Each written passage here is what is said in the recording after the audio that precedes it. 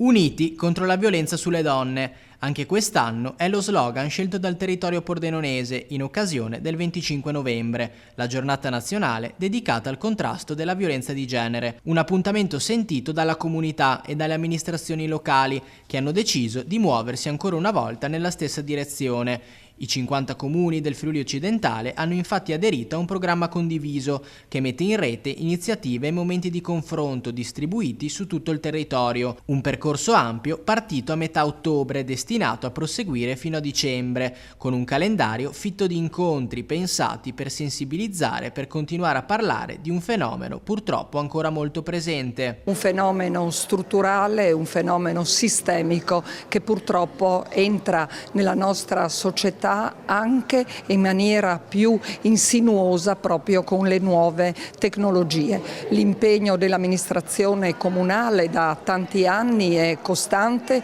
continuativo e si concreta appunto in tantissime iniziative che vedono l'amministrazione comunale e quindi le istituzioni in primo piano, gli ambiti sociali con un'azione di ascolto, accompagnamento e uscita anche dai percorsi di violenza e un reinserimento nel mondo del lavoro, oltre che un impegno e un'attenzione anche da un punto di vista formativo degli uomini che agiscono violenza nei confronti delle donne. Questa iniziativa conferma le tantissime declinazioni della violenza che vengono trattate, che vengono portate all'attenzione della cittadinanza e quindi all'attenzione pubblica in tantissime definizioni che danno un senso